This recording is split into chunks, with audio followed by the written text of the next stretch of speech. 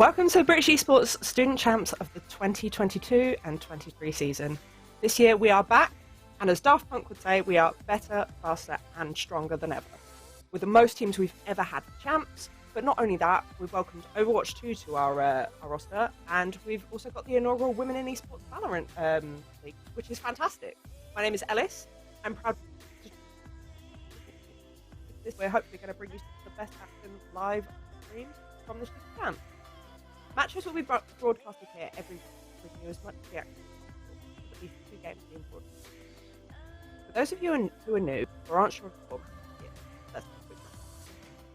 Firstly, the year is broken into 2 splits. We've got the winter and the spring season. All games will run following the school term, with game day being Wednesday afternoon. Next, we've split our champ into 2 regions, north and south. This is to accommodate the huge amount of numbers we've accumulated over the past 5 years. We're also operating the Swiss format for the first 3 weeks of each split to more accurately assess evenly matched positions. Before we move into the group stages in week 4. At the end of the spring, we'll move into the eliminations for those who have performed exceptionally well and who will reach the end of the season. Each division will have its own elimination bracket within each type. More details can be found on the British Esports website. Our games today are 1 sixth form college Valorant 1 versus the London South East College and Loughborough's Arrows Valorant. And it's worth noting that we are playing on patch 5.7, which dropped today, but can be even more exciting. To talk through the matches, please welcome alongside me our casters for the day, Wax and Echo. Thank you so much, Ellie. It's a pleasure to be back here at British Esports, and what better way to start the new season than with some Valorant alongside Echo. Echo, welcome to the stream. Yeah, thank you. This is my first time on the British Esports stream, and I'm so excited to be here. And I'm so excited to see Valorant here, and I mean, the teams that we've got playing today should be some really exciting matches here, Waxon. So, while we wait for them to get into the lobby, obviously I've got some questions. With 5.7 dropping today, Waxon, what do you think we're going to expect from the teams today with all of these new changes that have come into play? I would hope that the teams would try to stay away as much as possible from Fracture. So I'm expecting an early Fracture ban because obviously they didn't have the chance to play the new map. Whereas when it comes to agent comps, yeah, we've seen some buffs on maybe some of the agents that we might not expect. But if we have someone feeling extra spicy, extra confident today, I think we might have the chance of seeing Reyna in one of the 2 matchups. And what about you, Echo? What do you think about the new patch notes? Yeah, so like Waxon said, I mean, Fracture, it's changed completely. So many of the areas are so much more open and wide that the agent comps are just probably going to change. I think Breach is still going to be good. Breach hasn't been changed. So if we do see Fracture, we're still going to go Breach. No doubt about that. When it comes to KO, people like Sky, we have players in this first match that kind of main those 2 agents, and those 2 agents have changed so much that, like, for Sky, for example, you can't pop flash. It's just much worse to pop flash. Same with KO. So the way these teams play and the way they pick those agents and play them is going to have to change a lot. So I'm expecting them to kind of choose their map picks and bans to get the veto up in a way that kind of means they can move away from those agents until they've had a chance to play it. Because in the EU, we haven't had a chance to play on the PBE with the new agents changes yet. Interesting. So do you guys have any predictions for today in general? I mean, obviously these are new teams. Obviously me and you, Echo, we're totally new to this, but Waxon is our resident veteran here. So, you know, yeah, Waxon.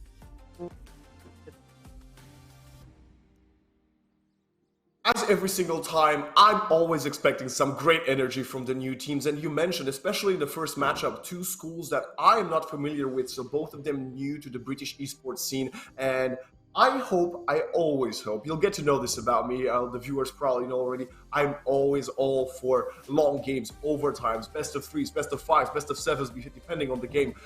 But realistically speaking, I think the first few matchups we might have, although all the teams won their first game last week, might be slightly one-sided. And I'm looking towards the second series of the day and some information we have about the players, but I guess we'll talk about that later. I'm expecting we'll see at least 1 stomp today. What about you, Echo? You're totally new to this as well. What are you expecting from this? Obviously, we have just been given word that the teams are ready, so we'll probably wrap it up so that you guys can get into the game. Yeah, I mean, so I think at least when it comes to kind of whether it's going to be stomps or not, we don't know these teams. Like Waxon just said, these teams are completely new to this Champs League, so it's kind of a toss-up what exactly is going to happen. But just looking at the agents, we have some Reyna players, and we know Reyna is a lot more powerful now. That the blind is just much, much better. But we have got news that we are going to be going to bind here, Waxon, and I don't know about you, I like Reyna here. I personally love Reyna, and just a little bit of secret. Bind is by far my favorite map in Valorant, so it's also one of the staple maps in British Esports. We saw it all the way from the first game of the season last year to the grand finals, so Bind is something comfortable, and I think one of the reasons teams tend to go for Bind in a best of one is because it's a really equal map. There's not one-sided, attackers or defenders sided, and you don't want to lose that if you start on the weaker side of a map where, let's say, Split is no longer in the comp, but let's say Split before you would start on the attacker side, you might start at a deficit, it's a best of one, you can't allow that. So Bind is a map that allows both sides to start in strong and warm up as we get going into the series. This is all really, really exciting. I mean, we're about 2 minutes away from our first game of the season that's been broadcasted. I mean, these guys have both had good numbers from what we've seen. Obviously, on the website, you can see what their previous scores have been for the past week. Obviously, due to the delays, all team game already. Yep, and it's in the chat. And don't forget to sign up for the weekly newsletter as well. But it does look like we are going into the game in a minute. Any last thoughts before we jump in? Either of you? Echo, let's go with you first. I'm going to start picking on you first because you're newer than Waxon. Waxon already has this prepared. Sure, I'll take that. What I'm hoping for, and we don't know if any of these people playing in these teams actually play Euro, but I want to see a Euro. We know Bind is a good map for it, right? We've seen people like teams in champs, that kind of thing, just take Euro and run with it. That's what I want. That's what I'm hoping for. I don't know if we'll see it, but that's what I want. I would love to see some comfort picks, and I'm looking at the list of players, and I think maybe a Phoenix, maybe a Rivert might opt to go back from the Phoenix and run that Euro. I think Euro is such a strong agent and very underutilized, and I tend to agree with Echo. But yeah, my prediction is this is going to be a bloodbath because this is really important. Every victory here is going to help you with seeding as we progress in the season, and all of these teams want to make it as far as possible. 100%. I mean, it's always exciting. Nobody knows what to expect. But we are actually going into the game now. So I'm going to toss it over to these two to take it away. Awesome. Well, thank you very much there. And Waxon, I'm so excited to see exactly what we get out here. And it looks like we hype might be going on Arena just like we were hoping before. So that'll be exciting. Absolutely. I'm also looking at Khan here. I think that's how you pronounce his name on hovering that sage. But look at this. Are we going to see LSEC going for the triple duelist comp, just running away from the previous meta of multiple initiators and controllers to go back to the origins of Valorant, just running 3-4 duelists? I think they're just messing with us. But if they would opt to go for Reyna Raise Jet, I'm all for it. I mean, I don't think it's an awful idea. I think getting a chamber in there is probably a good idea. Chamber's still an extremely powerful agent, but having, something like a Jet, something like a Reyna going in there too, the flash from Reyna is so much more powerful, like we were saying earlier. Actually, it can kind of almost replace an initiator, and you've got the Astra in there that's got the stun, got the pull, got the smokes. You can kind of work around the fact you're playing with double duelist quite easily if you've got an Astra in your team composition. On the other side, though, we are going for a Sky. So we're going to have to see how they adapt to that change because, like I said before, it's a big change. Double controller being locked right now for the attackers. Double controller on Killjoy and Chamber. Interesting choice, especially starting on the attacker side to pick that Killjoy early on. But we have a Reyna, not yet on the side we were expecting, but Krusty Richard picking the Reyna. And yes, we will be a mirror Reyna matchup. This is going to be the story of this first map of the 2022-2023 seasons. Whose Reyna is stronger going into Bind? Yeah, and I mean, looking at both of these players, they are relatively even as well in kind of rank and kind of their typical playtime. But we're looking at Kane or Khan, who's gone on to the Killjoy here. And this is a really, really interesting pick. It's so good on the defense, but on the offensive side, unless you can get into those post-plant situations where you've got the spike down and you're ready to defend it from the defenders to come back in and try and defuse, the Killjoy is good on those situations, but not so good in when you're trying to take the site itself. But they've also got a Chamber who's going to be watching the flank, so it's going to be interesting to see what the Killjoy actually ends up doing here. I'm very interested to see the first setup coming in from the attackers, who seem to already have decided to go for an early B split. 4 Ghosts and a Frenzy for Kane.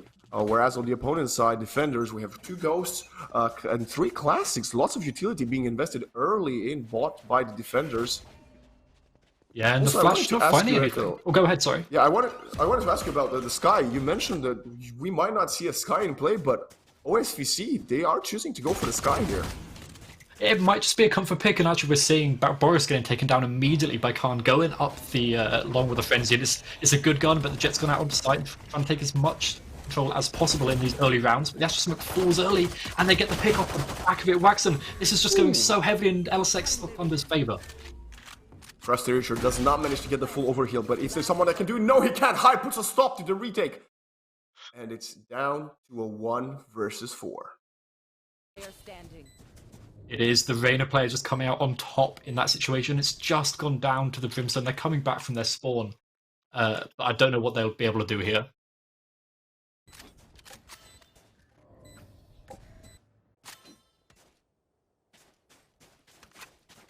And there we go. We have it. The round actually ended up there going so heavily in LSEC Thunder's favour. Only one person from their side falling there, Waxen. Just Seam on that Jet, who's obviously the entry. They're going to be dashing in first as quick as they can, and they're most likely get taken down. They did some damage, they got an assist, and we're now going to see full SMG lineup here for LSEC Thunder on their push. Up against Shorties though, and they're going to be running into armor immediately. Stinger with armor for Echo Jet. Interesting purchase on Brimstone. Maybe he knows something that we don't, but currently he's playing backside A, and the contact does not seem to be happening. Also, a Sage Roll and Slow Orb invested early down B long. We see Hammer Beef with a good position. If he doesn't get checked, he could get a kill, but no, he just opts to cross back. He loses half his life in the process, and meanwhile, Boris dies to work in hookah. Ouija are alone on site, about to get swarmed in by the opponents. 5 versus 4 take over the site. Yeah, and they're just slowly, methodologically taking this site. People just keep on falling on the side of OSFC 1, and Rusty Richard with a shorty. There's not much you can do at that range. They get taken down by Hype again. The Reyna duel going in their favour, and it's just Echo Jet left alive. Same Brimstone, but they're up against 5 people. All of them as well have better guns. They don't manage to get picked the first off, but you know, the running spray, Khan goes in to try and get it, Hype takes it out, and there we go, the 2 on the board for LSEC Thunder. They're looking very strong here, Waxen.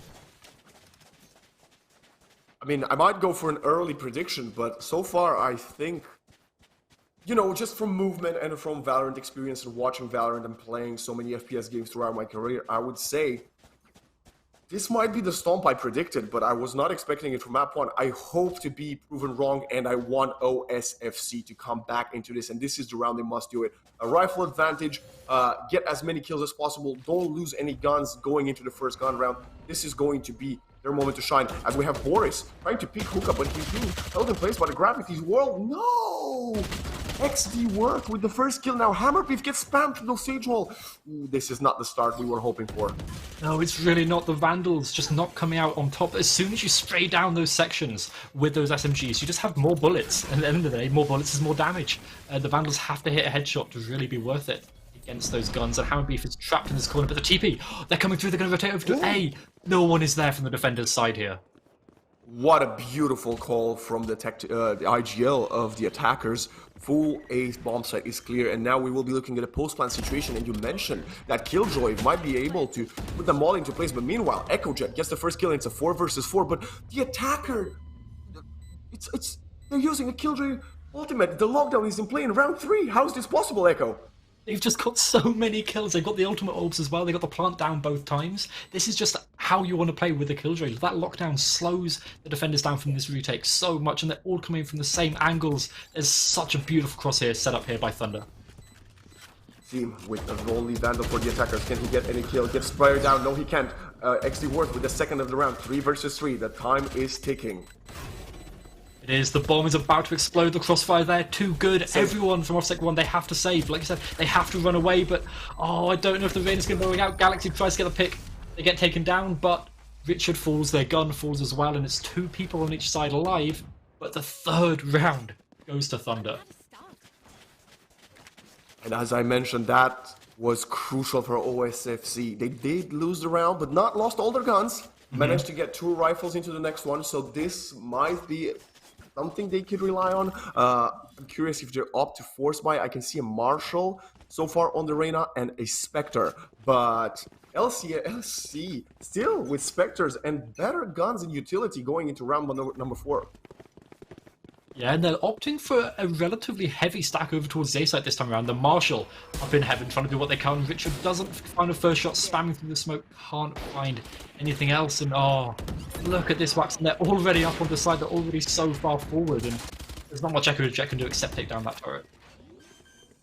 Maybe the Molly. Can they use the Molly to slow down? He opts against it. The 5 versus 5 retake, but he's about to get shot in the head by Seam. Meanwhile, Galaxy with a second. It's now a 5 versus 3, and Thunder are playing some thunderous Valorant. Boris on the flank with the Marshal. Can he get any positioning though from XD Worth, who's about to get his kill? Yes, he is, and this looks like a safe build. Luigi pushes lamps. Can he get any? No, he cannot, and it's yet another flawless round for Thunder. Yeah, they are just storming through right now. It looks impossible to hold them. Obviously, OSFC 1, they didn't have a great gun by there. They didn't have the Vandals, they didn't have the Ops, that kind of thing. That they want to get on the defensive side. You want to get that. You want to get something like a Phantom onto your Reyna. They can use Empress and get in there and go aggressively on this defense. And that's what I'm expecting here. We're hopefully going to finally see this Reyna player come up and prove their worth against the Reyna player of LSEC Thunder. And that's what we need. But it looks like they're going to play relatively passively for now, up in heaven, and we're actually going to be seeing a push over towards B. And like I said, it is an eco. This round's pretty much done and dusted. Interesting attempt for Hammer Beef there. This is going to be 5-0. I don't see Thunder losing this based on how well they've played so far. So I'm asking you, Echo, what do you want to see from the defenders going into round number 6? I mean, Echo Jet getting a kill is a good thing, but going into round number 6, we want to see them buying up more guns because it's just so difficult to do much. And we see Pain kind of go back of sight, and they're going to win installing his picture because they have the better guns. Somehow Boris gets a pick with the Ghosts. I don't know where that came from. And actually take down 2 of Thunder's players this time around. But now they should be able to get a pretty good buy up here, Waxon. And this is when we're going to want to see, like I said, the Phantom onto Richard, pull up the Empress. They can go nice and aggressive off the back of that. As long as the rest of the team is there to support, they've got Wage with the blinds, they've got smokes as well coming from Echo Jet. Put whatever resources they can into their Reyna, who looks like they're going to be taking a kind of look over towards A short. But sadly, LSEC Thunder, they're pushing B, and there's a lot of rifles there that they have to go up against and deal with. But really, I'm not as concerned for them over here, and it looks like the Sky is actually waiting in spawn to rotate as quick as they can as soon as this information goes over. Truthfully, even 5 rounds, if Thunder stops winning any other rounds on the attacker side, is more than enough for attack side of Blind, I believe. Meanwhile, OSFC, their comp sort of gives it. Oh, meanwhile, Hype gets a beautiful first blood onto Hammer Beef, who loses the duel, this time in Hookah, not in Long. It's not been a good time for the Sage so far this series. It's not, but the rotation looks like it's coming through. I think they're lurking back towards A, but Echo Jet is there, but they have the smokes out. They can't do anything with the smokes out when they get taken down. Seam, the TP comes through. We've seen this exact round before, Wax, and this is just a mirror image. And the pistols, yeah. Yeah, like OSFC 1, they're going to be able to get to site in time to hopefully defend a little bit. But all 5 of Thunder are here. This should be a save. I don't think you don't have the utility to contest. No more paint shells, no ultimates in play. Meanwhile, Boris says, I don't need utility. I can shoot heads against the first. Can he get more? No, Seam trades it. And yet again, round 6, another lockdown.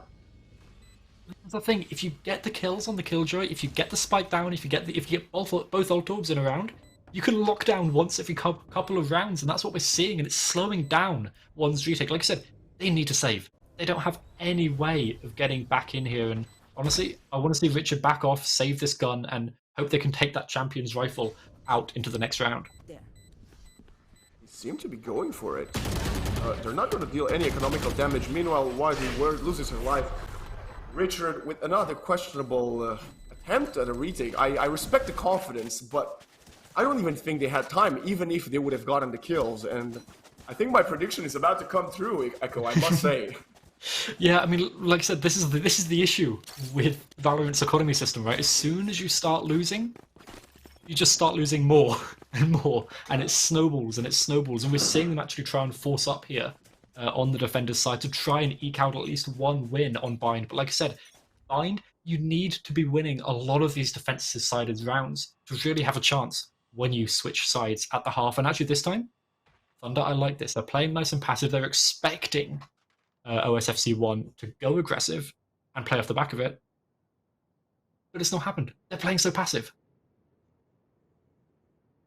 I don't think it's going to make any difference, but let's see. Can we have a showstopper combined with an orbital strike for a beautiful retake? Oof. The action seems to be taking down A side. I think this is where you just fall back if you're Richard and you let them plant and try to combine your ultimates in order to get back onto that side. But as I say that, they're pushing Spawn. Sim is behind bomb side. He's fighting Richard. Can Richard get a kill? No, he cannot. And now you don't have any other retake. You're in a 2v5. And that was the only chance you had at that round. It was like you have a frenzy on Hammer Beef back here. Like, there's not much you can do with this against rifles. Yeah, it shoots quick, but it doesn't shoot accurate and not good enough bullets. And Boris gets spotted. They know that the Raze is out the back. The Astro Smoke comes up to try and slow down the retake. And yeah, here we go. It looks like Hammer Beef is going to go in, trade their life out, hopefully take one of the rifles out of the hands of Thunder. And, well, Boris, they're saving theirs. Despite losing this attempt at a half-buy round, I still think OSFC is going to be in a favorable position going to the next round, as they should have at least 4 ultimates out of 5, or they should be very close to having their ultimates.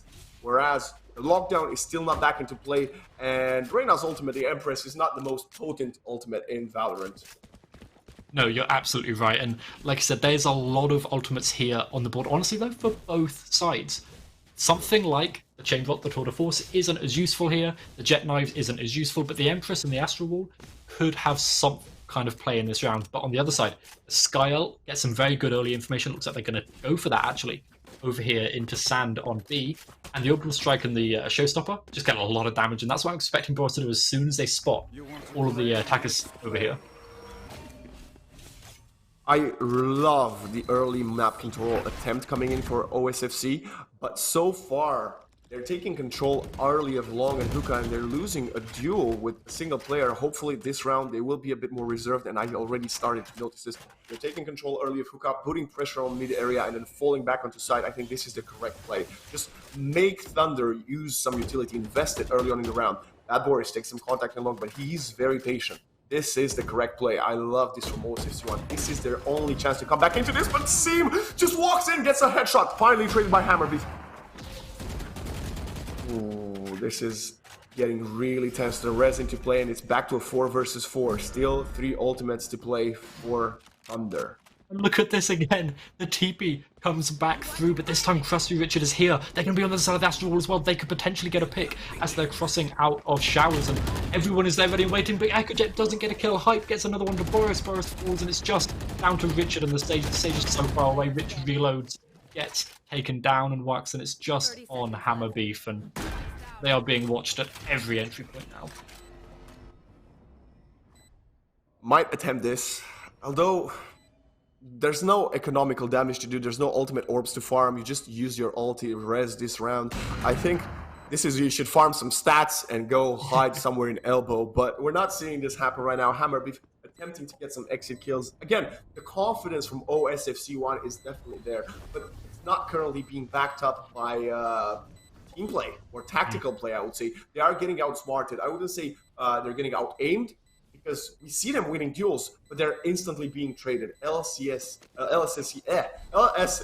Thunder, my bad, are really good at trading, are really good at investing that utility. We saw perfect usage of lockdown a couple of times, even now using that tour de force in order to secure the post plant. Thunder is at a completely different level when it comes to tactical side of this game. Yeah, the tactics, the fundamentals, all of this team play is so crucial when you get into these games where actually, like I said, the aim duels, they're relatively even. If it's just kind of straight a one versus one, it's kind of a 50-50. But the fundamentals, the trading, and the teamwork to kind of set your team up to win those duels in a favourable situation, that is really what's coming onto Thunder's side. They use a lot of ultimates in that round there. They use 3 in one round. But they're managing to win these with the rest of their utility. And Boris, they only have a ghost. They just notice a lot of people. They're going with the showstopper, but they don't get anything. They pull it out, but they get shot down by all 3 players spamming them. And Wax, and that was one of the big things they had to play with. And they've got the open strike. You can see the Brimstone is ready to potentially use this, but they want to wait for some information. You could have combined that with a Sage Slow or Sky Flash or both. That might have been better. But again, this is another half-buy attempt from the defenders. Galaxy with a very neat headshot through the back wall of B bomb site. But Hammerbeef, with that Vandal still in his hands. We know the players on the defender side can do some damage, but look at the rotation again. Krusty Richard about to see 3 people. Oh, switches to the knife. Hype shoots him in the back, and it's 5 versus 2. Yet another round on the board for LCSC Thunder. It's not confirmed yet, but it looks like it probably will be. Yeah, like the spike though, it's still over towards B. They haven't TP'd yet. Now they have. They eventually do go through the TP, but both people are there, and the Brimstone has their ultimate, so they could pop that down on the spike as it gets planted if they manage to stay alive here.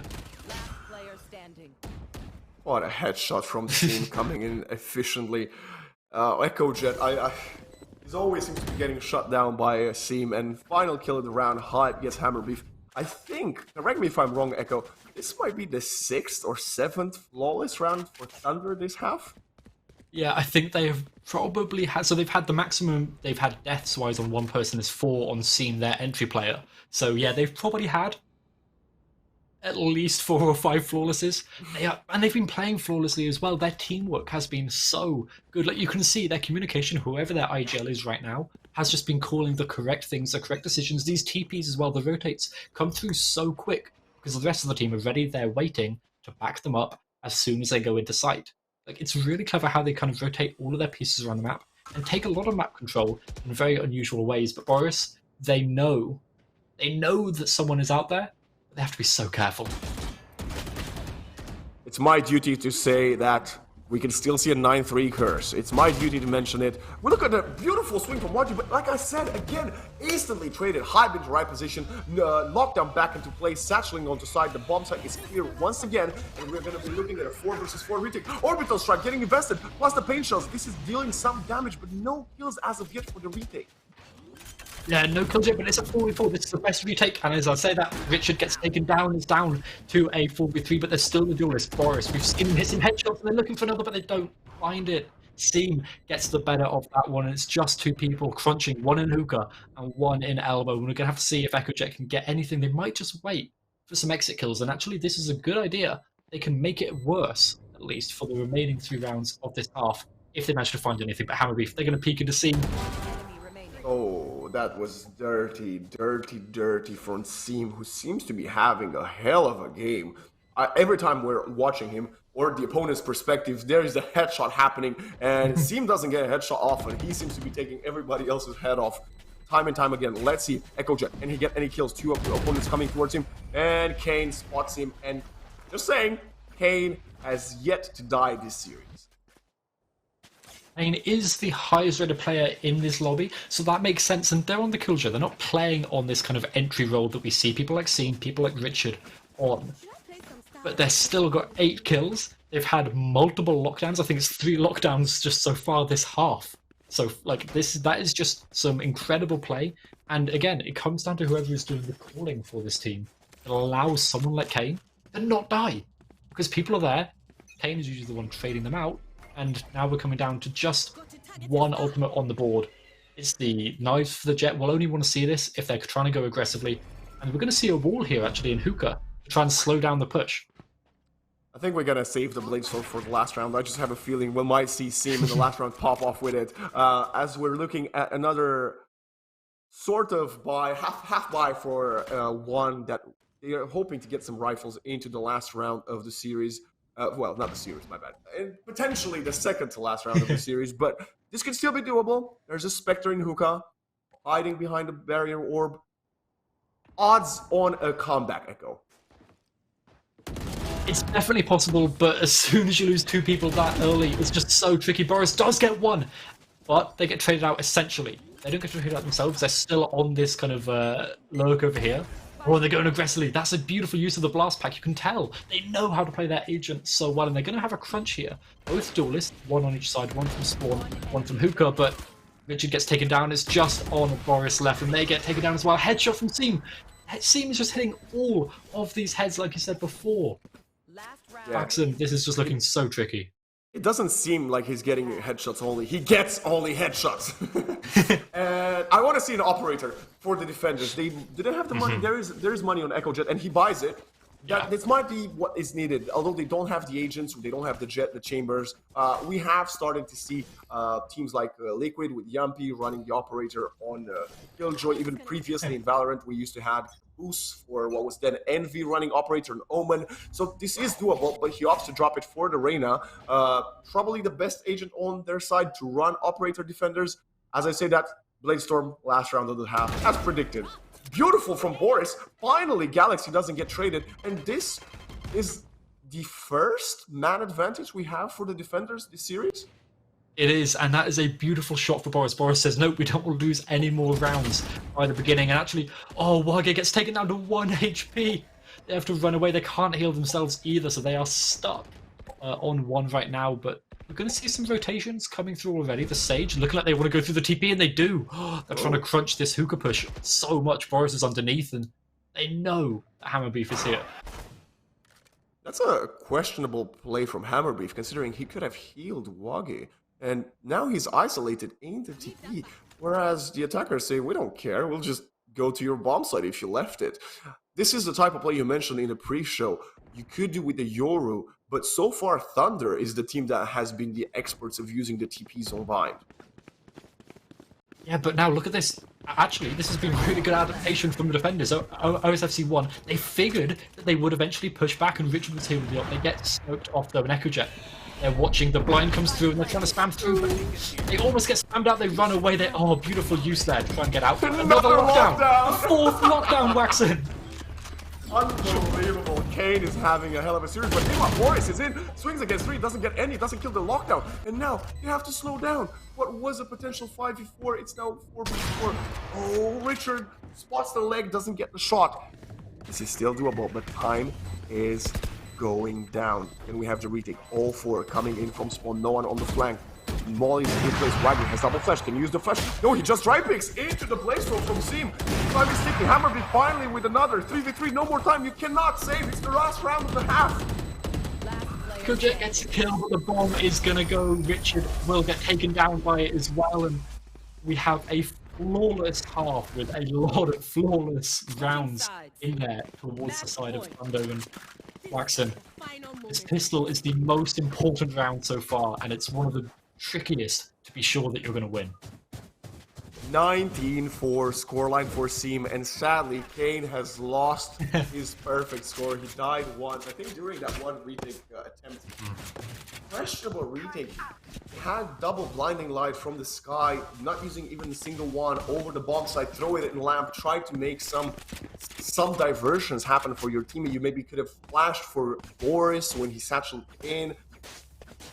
It feels like there's a lot of miscommunication happening right now, and Thunder, on the other hand, is displaying some fabulous communication and tactics. Yeah, no, you're absolutely right. The kind of utility difference coming out from these two teams seems to be what has won them these rounds, but now OSFC 1, they get the chance on the offense, and Seam is going to get blown to pieces. They go down so low, but the spam coming through from Keen, combined with the vulnerable as well. And look at that, the turret gets one. They get another with a frenzy. This is just coming down. OSFC on the most important round so far. They have to get this spike down, and they're just going to be able to do it. Kane gets 2 entries, but alongside 2 entries, he gets the second death of his map. Can this be the first round on the board, or are we going to see a 30? No, as I say that, Boris gets one. 3 versus 3. Hammerbeak, bam, get the second kill. Traded. It's a 1 versus 2. Galaxy, can he clutch these? He's got a frenzy. No more bulleting his headhunter. 1v2. Crazy's happy HP. Oh my god, the headshot from the wall. Boris is 1 HP, 5 HP, still alive. But drops out a hookah. Finally, Galaxy makes it first. Still gets spotted. He's back. No more time. I think this is going to be the first round for one. One with 1 on the board. Yes, is it going to happen? It is! First round on the board. And Thunder stops at 12. And that is just exactly what we needed to see here. This is what we wanted to see. We wanted to see close games. And I mean, that round there was just pure dominance. Their coordination on their offense, as soon as they take momentum and put it in their own favor, they control the pace of the game. We see that coordination that we really wanted to see from them. And actually, they know that they have to fully buy into this round. They are going 4 rifles in their second round of the half, but they're up against a lot of shorties. And we're seeing an aggressive push up A short. Oh, I'm so happy Echo opted against the Vandal, Glass Cannon Vandal. He opted for a Bulldog with low shields, but look at XD work. We've seen him do some wonders with a pistol. Can he get a shorty kill? No, he cannot. Hammerbeef gets the first blood. Galaxy with a good position. Guess it could be broken, but right click from Classic gets a headshot and half HP off of Sky. Cannot be healed. Boris now completely onto the side. Hype with a Classic and a Dream. Imagine if you all come down to a Classic fight. Spot under 1 short, but Boris with a beautiful wallbang headshot. It wasn't even a wallbang actually. Kane, Chilling Lamps, Shorty and Classic, and finally a usage of the TP from the defenders. You can do it, we can do it better, but they still lost the gun. That means Thunder will be able to recoup that from short. Yeah, so they do have they have that 1 extra gun. They have the ghosts or maybe sheriffs on their side as well, and we're going to have to see what they can do with it, because actually our team just has a Classic. So this and the long distance Wage is going to spam down the Phantom, but they pull out the blend right, they get blind themselves, and they get a headshot. Seam takes them down, they're going to pick up that Phantom as well, Waxon. They might be able to come back into this. Yeah, that would be so devastating, but no, Seam gets like down to a 2v2. Not like this. Krusty Richard, can he spot something? Spots King under the hookah. Spike is just being tapped. Seam with the third. Can he get more? No! Boris gets his third and puts an end to Seam's reign of destruction, who is, I think, only 2 kills away from hitting 25. Oh, 3 kills away. Seam is putting on a monstrous performance. At the pregame, we mentioned, oh, this is going to be the duel of who the best Reyna is. It's not even the case. The Reynas are barely on the board. It's the Seam show. Boris on the other side trying to get back his team into this game.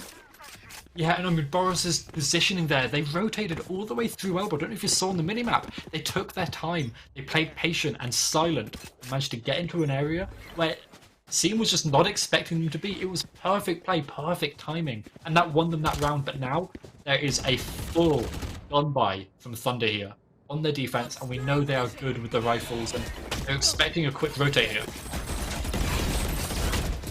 Look at the utility, Kane! Beautiful nano swarm, but XD Worth swings trying to get the second and gets traded by Boris. This is still doable. Finally, the trades are starting to come in for the attackers. Making all the utility off the floor. You don't want to lose another life to a molly. As I say that, Boris, it's a beautiful, okay, questionable satchel, but nice kill in spawn. 4v3, can they hold the spike? Looks like they might be able to do it. Oh, Boris gets an insane headshot right there, but Kane trying to come back in this. Kane drew down to a 2v2, but the showstopper is going to come out and it's in elbow. Lockdown! The lockdown! Like I said, this is the 5th lockdown we've seen. Showstopper doesn't find anything in Kane is there to pick the lockdown. We've got 4 there looking for the ace to win them this entire match, and it's just down to Boris. Double smoke, gets infested early. Both smokes get infested early. Can Boris gets one, spams the smoke, he gives away his position. Doesn't get it. Sim ends it. Kane with 4, Sim with 23, and this is it. LSEC Thunder, the first winners of the Valorant streamed game for the 2022-2023 season. Echo, what a performance from this team. Yeah, and like, even though the scoreboard might not show it, the scoreline might not show it, that was just such a good attempt at a comeback. I loved how they played there on their offensive side, and it all came down to a 2 versus 2 to win out that round. And I mean, we talked before about Kane and the lockdowns and how useful they were. And look, They are the only person other than Galaxy who got a spike down on their team because they were putting every single ult orb into that killjoy. We are back with Ellie. Ellie, what did you think of that game? That was an incredible start to the season. I can't believe that. Well, I can't believe that it was that far apart in between all of both of the teams. That was insane. It's obviously really sad for OSFC for it to kind of come to that, but hopefully them bring that back over the coming weeks. So I'm going to ask. Let's go with Waxen. What do you think they could have? What do you think OSFC could have done to have completely changed that? Fantastic question. I think we mentioned this throughout the map, which was quite a quick affair. It came down to tactics, and I would say they have the individual skill. We noticed and we've seen, especially Boris in the last 4 or 5 rounds of the map, starting to come into his own and click some heads, use some beautiful utility, showstopper, pain shells. I think the only problem and the big difference is combining the skills of the individual players in order to become a more cohesive unit.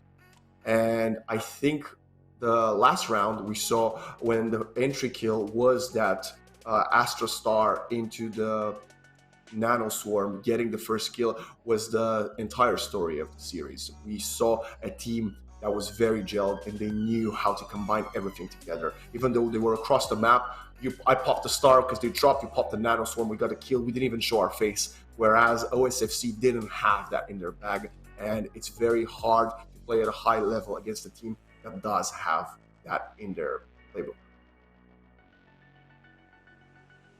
And what about you, Echo? This was your first game, obviously, with Student Champ. What do you think could have been done to change things? I assume you're obviously on the same wavelength as Waxen in terms of what they could have done to just kind of turn it around a little bit. But also on top of that, LSEC, they did amazingly. It would be nice to kind of hear, those key moments from you that you felt really kind of made them the team that absolutely dominated OSFC. I mean, so I think the key moments there was so many times they had, like you said, Waxen, they had the perfect combination of utility. They had the perfect communication as well of calling, okay, they've dropped, going to use Master Star, going to use the Molly, all this kind of combination. But crucially, they utilized one of their higher ranked players to the best of their ability by putting them on the killjoy, because the lockdown is so good when there's no breach and no KO on the other side of the field to kind of shut down the lockdown. Right? As soon as you have the KO or the breach, it's possible to kind of shut it down a lot easier through the walls. But you can't do that on the agent comp that we had on the other side of the map. So they knew by putting Kane on killjoy, they can get the lockdown 5 times over the course of, 15 rounds? Yeah. That's 1 every 3 rounds, which for Killjoy Ultimate, which I think is 7 ult orb, 7 pips you need, is just unheard of before. And that is exactly why I think they won, is because they knew their win conditions and really followed through with them. I think that's a really, really good analysis. So I'm going to ask both of you, who is your MVP for, this set of games? Waxen, we'll start with you. Who are you giving that MVP title to? The score doesn't lie, but I'm usually the type of person that I see beyond the score. And although Seam had probably 10 triple kill rounds and a 4K and another 4K here and there, it would be impossible for me to take it away from Kane. His impact across that map was incremental, and he seems to be like the cornerstone of the team. Everything that happens around seems to happen around him. And yes, Seam did shine, and everybody else in the team was there to complement that. But Kane seemed to be the heart and soul of mine. What about you, Echo? Are you on the same wavelength as Waxen there? I think so. Like it seemed like I don't know this. We don't know how the comms worked, but it seemed like Kane was doing the comms as well. Was kind of the main comm caller because everything was kind of working around Kane's utility. The lockdowns, like I said before in my little bit of analysis, just the way that Kane was playing with the team and working with them on every single part of that play.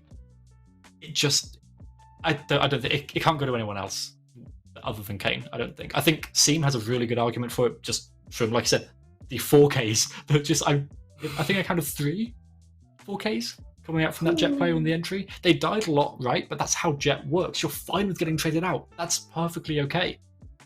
But Yeah. Kane. That's it, Kane. Yeah, I think we're all kind of we've all been inducted into the Church of Kane for this week. But yeah, do we think this is going to shape how we see, the next set of games that are obviously upcoming today? We've got Loughborough coming up next versus Confetti. So do we think we'll see something similar? Do we think we'll see something vastly different? What's your thoughts here, Waxon? I think I agree with Echo, despite the scoreline, who seems to be very one-sided, obviously 13-2, and it was quite a short map. The teams were way closer, evenly matched up than I was expecting. I was expecting this to be way more one-sided, and I think, this is just the beginning of what we're about to see next. I think if this seemed one-sided, I just have a feeling the next map is going to be an even more of a stomp. And I don't know why. I hope to be proven wrong, because the best moments in that first game were when the teams were evenly matched up, maybe in the last 4 or 5 rounds. But sadly, I think we'll have to wait for another day to see. What about you, Echo? Are we expecting something very similar? What's your thoughts for the upcoming game that we're going to have? I mean, I think we'll dig into the game a little bit more after the break, but I do think that we know that Loughborough is just a city that comes out with the best competitors, whether it's in esports, sports like outside of the internet, right? They just produce the best people for sports in general. So I don't know how well they've done previously, but I have to assume it's pretty good. So I'm not kind of thinking away from a stomp, but I mean I saw Waxon's kind of movements there. But sorry, I will interrupt for a second. I agree with you fully, but at the same time, Confetti is the Confetti team. I think Confetti Arrows we have playing Valorant are going to be, they represent the Confetti Institute of Creative Technologies, and they are very savvy on esports. So that's what makes me think this could be a banger when it comes to, Loughborough and the history they have with being amazing at sports and everything, and Confetti, the new up-and-coming in the esports scene. Yeah, like I said, I think that's exactly what we're going to be having. We're going to be seeing these 2 powerhouses, one of history and the kind of new up-and-comer. And that's what I'm excited for. And I'm hoping it'll be a little bit closer on the scoreline as well, because I want to cast more matches. I enjoy producing these Valorant matches, and the longer they are, the better they are, right, typically? But that was, like Waxon said, a really, really close game despite the fact of the scoreline, and congratulations to both teams. But obviously LSEC Thunder, they go up and they won yet another map. Or another match here in the Swiss. Yeah, well, that's it for our first game of the day. We are going to cut to a short break. We would like to point out as well, we do know that there are a few lag issues with our production at the moment. Production have been working very, very hard to try and fix this throughout the matches. While we do cut to a break, the stream may restart. Please just hold tight and stay with us, and we'll be back again soon, obviously, to see who's going to be the victor between Loughborough and Confetti.